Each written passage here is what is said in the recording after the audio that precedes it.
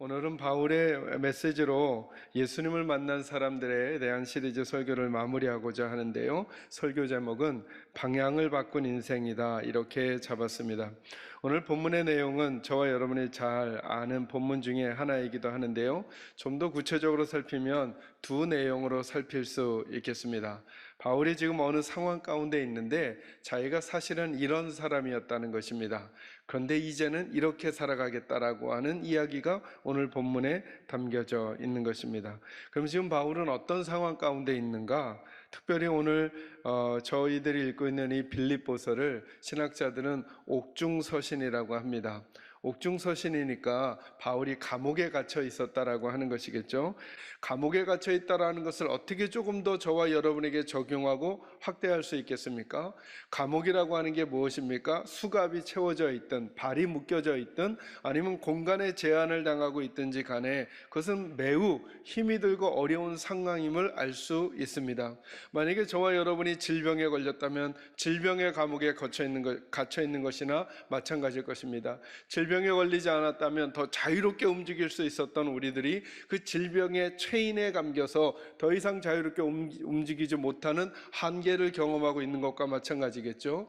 만약에 물질적인 어려움을 당한 분이 있다고 한다면 그는 물질의 체인에 잠긴 것과 마찬가지라고 할 수 있겠습니다. 물질이 조금 더 여유로웠다면, 흐름이 더 좋았다면 더 자유롭게 일을 더 넓히거나 혹은 더 왕성하게 할 수 있었는데 물질의 제한이 다가옴으로 말미암아 할 수 있는 것을 할 수 없는 상태로 매임이 되는 것을 말할 수 있지 않겠습니까? 혹은 관계의 어려움을 가지고 계신 분이 계십니까? 가족 간에, 부부 간에. 그렇다면 그는 관계의 체인에 매인 것이죠. 그 관계의 체인 때문에 관계가 좋았다면 더 기쁘게 웃고 즐거워하고 기뻐할 수 있는 시간들을 더 힘이 들고 마음 아프고 갈등하면서 보내는 감옥 안에 갇히는 것과 유사할 수 있다라고 생각하는 것입니다.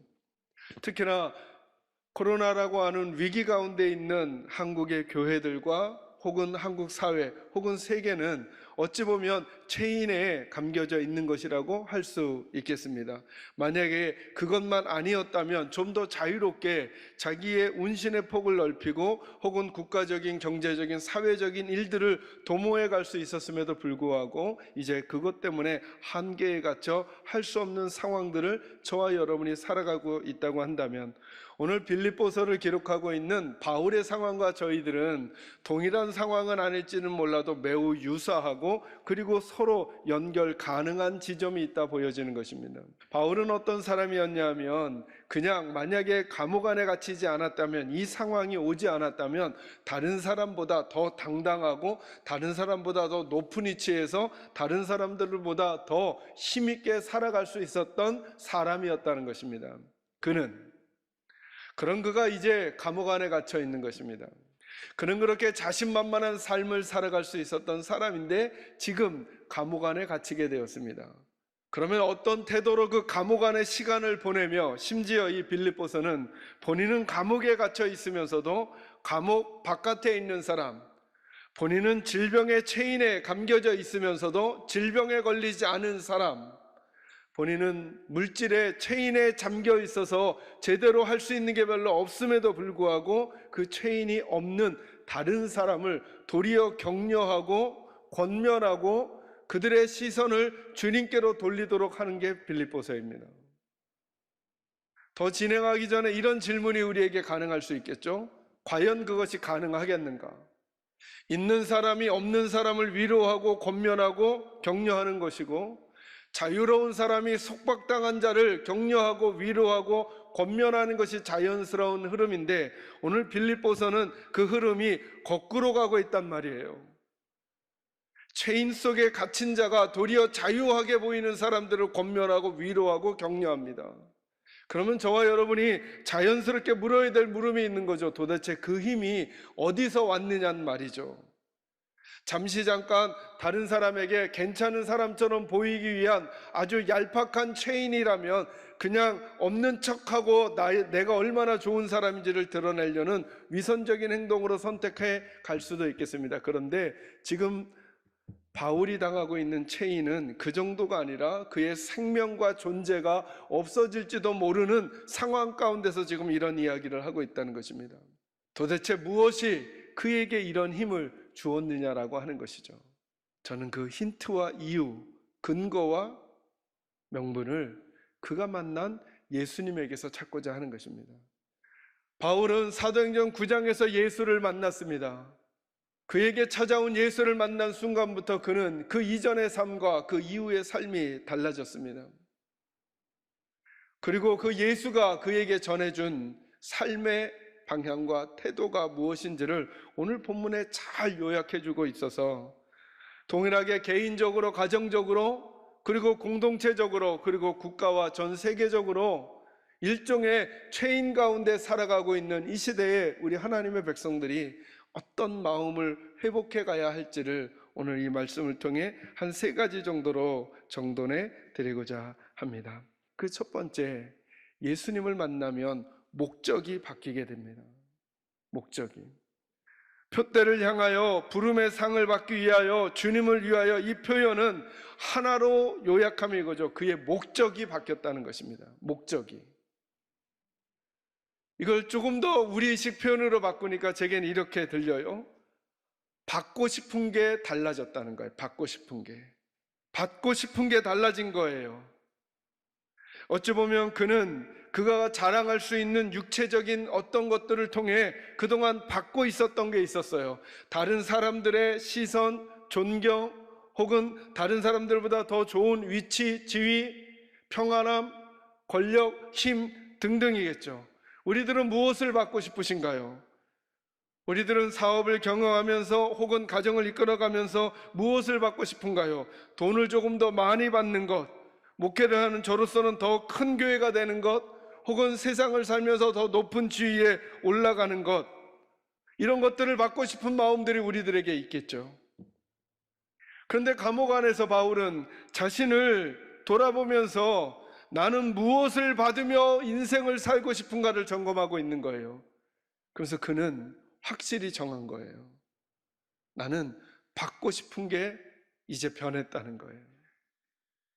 더 많이 갖는 것, 더 커지는 것, 더 많아지는 것, 더 큰 교회, 더 많은 교회, 더 힘 있는 교회가 되는 게 받고 싶은 게 아니라 그는 무엇을 받고 싶냐 하면 주님께로부터 오는 상을 받고 싶은 마음이 생긴 거예요. 저는 우리 사랑하는 계산자의교 식구들에게 여쭙고 싶은 거예요. 여러분들은 어떤 체인 가운데 이 시간을 보내고 계셔요? 질병의 문제로, 물질의 문제로, 상황과 형편의 문제로, 개인적으로, 가정적으로, 공동체적으로. 그때 한번 이 질문을 우리 한번 생각해 보는 거죠. 나는 이 상황 속에 내 삶을 지탱해 가고 유지해 가는 내 삶의 목표가 무엇인가? 나는 무엇을 받고 싶은가? 바울은 이렇게 말해요. 아주 간략한 말로 표현하면 나는 주님께로부터 오는 상을 받고 싶다는 거예요. 다른 사람들이 주는 상, 세상이 주는 상, 환경과 조건, 그래서 어느 때는 있다 어떤 때는 없어지는 그 상이 아니라 주님께로부터 오는 상을 받고 싶다는 거예요. 하나님이 위에서 부르신 부름의 상을 위하여 달려간다는 거예요. 목회하는 저를 빗대어 설명하면 다른 교회보다 큰 교회가 되는 게 제가 받고 싶은 게 아니어야 한다는 거예요. 우리 교회가 크든 작든 왕성하든 왕성하지 못하든 제 마음속에 목회의 목적이, 제가 목회하는 목적이 주님께서 나중에 이 시간이 지난 다음에, 제가 맡은 시간이 지난 다음에 제게 주님께서 주실 상을 제가 바라보고 있어야 한다는 거예요. 근데 감옥 안에 있거나 환경이 어렵거나 조건이 어려워지면 우리는 그 목표를 잃어버리고 진짜 중요한 목표가 아닌 다른 것을 받으려고 하면서 내가 중요하게 여겼던 것을 함부로 가치를 내버리고, 그리고 그 상황에 변해가는 내 모습으로 그냥 살아가는 경우가 많다는 거예요. 왜냐하면 받고 싶은 것을 바르게 정하지 않으면 그렇게 되는 거죠.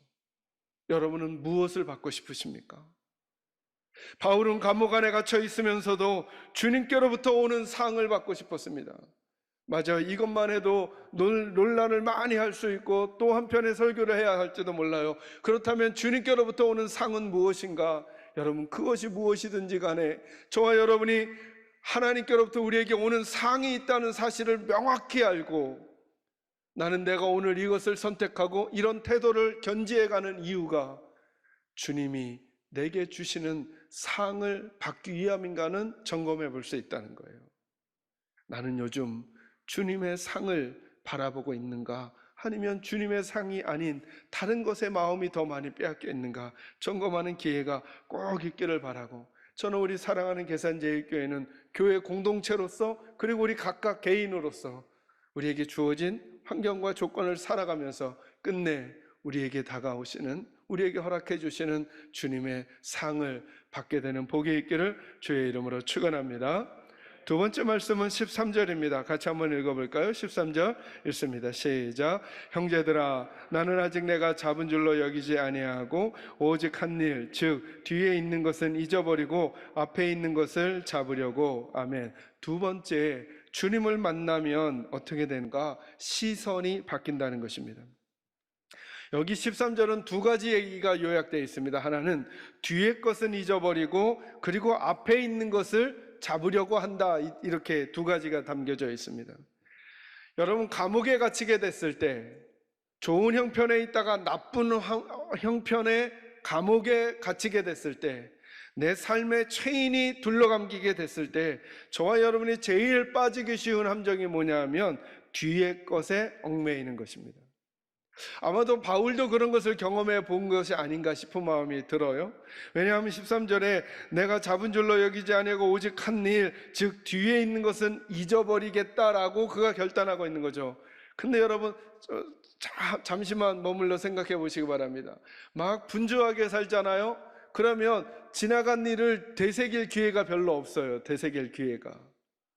아마 바울도 그 씨름을 하지 않았을까요? 감옥에 갇혀서 아무데도 운신의 폭이 없고 하루 눈을 뜨고 눈을 감는 그 시간까지 감옥 안에 가만히 있으면 자기가 편안하게 지내던 시절이 생각났겠죠? 길거리만 다녀도 바리새인이요 베냐민 지파로서 다른 사람들의 존경의 시선을 받던 시간들이 생각나겠죠. 로마 시민권자로서 정치적으로도 자기 나름대로의 지위를 가지고 살던 시간들이 생각나면서 나 괜히 예수 믿었나? 내가 굳이 이렇게까지 살 필요 있나? 라고 하는 생각이 자꾸 들기 시작하면 지금을 견딜 힘도 없어질 뿐만 아니라 자기의 앞일도 생각할 수 없는 상황에 빠져가는 본인을 발견했을 수도 있겠죠. 그런 그가 주님을 더 묵상하고 생각하면 생각할수록 그가 깨달아지면서 감옥 안에 있으면서 감옥 바깥에 있는 빌립보 교회 성도들과 오늘 이 성경을 읽는 저와 여러분에게 권면해주고 싶은 말이 있다는 거예요. 예수 만나면 그래서 시선이 바뀐다는 거예요. 뒤의 것은 잊어버리고 그리고 앞의 것을 위하여 지금부터 새로운 마음을 빚어야 한다는 거예요. 지금부터. 코로나 상황이라고 하는 감옥에 갇힌 교회는 이전에 좋았던 것만 계속 생각하면서 그날이 빨리 회복되기를 원하는 마음으로만 시간을 보내고 있으면 지금 적절하게 반응하고 그리고 이런 소위 말해 언택트 사회가 우리에게 다가온 그 시대에 어떻게 복음을 전할까? 어떻게 교회는 존재할까? 어떻게 성도는 성도의 삶을 살까? 앞에 것을 잡는 일을 잘 하지 못할 수 있다는 거예요. 인생의 시간이 흘러가면서 저희들에게 육체의 한계가 찾아오거나 물질의 한계가 찾아올 수 있겠죠. 더 건강했을 때를 생각하면서 지금을 후회하고 낙심하고 좌절하고 원망하고 불평하며 지낼 게 아니라 10가지가 왕성했던 나에게 이제 한 가지 제한이 들어와서 9개밖에 움직일 수 없다면 지금 바울은 이 얘기를 하는 거예요. 지나간 10가지 지체를 움직일 수 있었던 시간들 때문에 지금 시간을 한숨 쉬면서만 지나지 말고 이 9가지 지체를 움직여 남은 시간 주님께서 내게 주실 부름의 상이 뭔지를 바라보고 거기에 걸맞는 삶을 살아가야 한다는 거예요. 시선을 뒤에 놓지 말고 시선을 앞에 놔야 한다는 것이죠. 그 앞에 주님이 약속하신 시간이 있기 때문에 그런 것이죠. 우리는 언젠가 다 감옥에 갇히는 것 같은 시간을 경험하게 될지 모릅니다. 더 빨리 움직이던 몸에서 더 천천히 움직일 수밖에 없는 몸으로 더 선명하게 보던 몸에서 이제는 선명하게 보이지 않는 몸으로, 더 무거운 걸 들던 힘에서 이제는 무거운 걸 들 수 없는 몸으로. 그렇다 그래서 그 시간들을, 지나간 시간만 생각하면서 이제는 나 다 망가졌구나, 이제는 내 삶이 망가졌구나, 이제는 내 인생이 끝이구나 하며 탄식하고 함부로 살아갈 게 아니라 10개를 움직이던 삶에서 9개를 움직여 더 하나님께서 칭찬하실 삶이 무엇일지를 바라보며 지금의 내 상황과 형편을 빚어가는 삶의 태도가 우리에게 필요하다는 거죠. 제가 우리 부교육자들에게 늘 부탁하는 게, 코로나로 인하여 우리 목회자들이 할 수 있는 사역이 제한되는 게 많이 있어요. 어찌 보면 감옥 안에 갇힌 것과도 같은 상황이겠죠. 그러나 그 상황에서 또다시 다른 쪽으로 하나님의 부름의 상을 바라볼 수 있는 우리들의 사역의 길을 열 수 있는 게 분명히 있을 것이다 생각하고 그 부분을 자꾸 바라보자고 제가 부탁드려요. 저는 우리 사랑하는 성도들도 그러셨으면 좋겠는 거예요. 앞에 있는 것을 잡으려고 간다는 게 뭘까요? 허황된 앞의 꿈 때문에 지금의 시간을 그냥 몽상가처럼 지내자고 하는 말이 아닌 거예요. 주어진 상황에서 예수 만난 사람은 그 예수와 함께 부름의 상을 받기 위하여 이 상황에도 주님의 기준이 바뀔 수 있는 거거든요. 우리 누구도 우리 자녀들을 바라보면서 메마른 길을 걸어갈 때의 속도와 지른 길을 걸어갈 때의 속도가 다르다 해서 너는 왜 이렇게 속도가 느리냐 야단치는 부모는 없을 거예요. 도리어 그렇게 질퍽질퍽하고 그렇게 뾰족뾰족하고 어려운 길을 꾸준히 웃으면서 걸어가고 있는 자녀를 본다면 우리는 아마 더 격려해주고 싶은 마음이 생길 거예요. 그죠? 저와 여러분은 지금 그 질퍽질퍽한 시간을 보내고 있는 건지도 몰라요. 날카롭거나 뾰족한 돌 무더기들이 여기저기 있는 길을 걸어가고 있는지도 몰라요. 이러지는 말라는 거죠. 오늘 그림이 그 길 때문에 지금까지는 평탄했는데 왜 이런 길이야 하면서 그 앞에 주저앉아서 뒤에 것 생각하면서 옛날이 좋았는데 하면서 지금 이러지 못하니까 우리는 온전하지 않은 거야, 이런 태도가 아니라 그 칠퍽한 길을, 그 뾰족뾰족한 돌들이, 모난 돌들이 있는 그 길을 그래도 기쁨으로 주님과 함께 한 걸음 한 걸음 걸어가며 끝내 통과하겠다고 하는 하나님의 백성의 태도를 우리 주님이 보고 싶어 하신다는 거예요. 아이러니하죠? 그래서 이 빌립보서의 주제가 뭐냐면 기쁨이에요. 기쁨. 기뻐하라, 기뻐하라, 기뻐하라.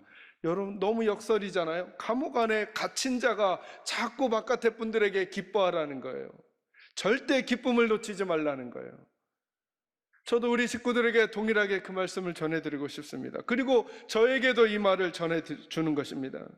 우리들에게 또 다른 시간이 올 것입니다. 우리들에게 또 다른 인생이 있을 것입니다. 그리고 지금도 의미가 있다는 것입니다. 지금 이 시간에도, 지금 이 상황에도 예수 믿는 사람으로서 어떤 표정과 태도를 보일 것인가. 감옥 안에서 시간의 감옥, 물질의 감옥, 질병의 감옥, 관계의 감옥, 갈등의 감옥 안에서 지금 바울이 씨름하고 있는 것처럼 나는 어떻게 내 표정과 태도를 관리할 것인가를 점검하며 여러분의 시선을 과거가 아닌 주님이 함께 열어주실 미래를 바라보시는 힘이 있기를 주의 이름으로 축원합니다. 마지막 세 번째입니다. 12절 말씀 같이 읽을까요? 시작. 내가 이미 얻었다 함도 아니요 온전히 이루었다 함도 아니라 오직 내가 그리스도 예수께 잡힌 바 된 그것을 잡으려고 달려가노라. 아멘. 주님을 만나면 태도가 바뀝니다. 태도가.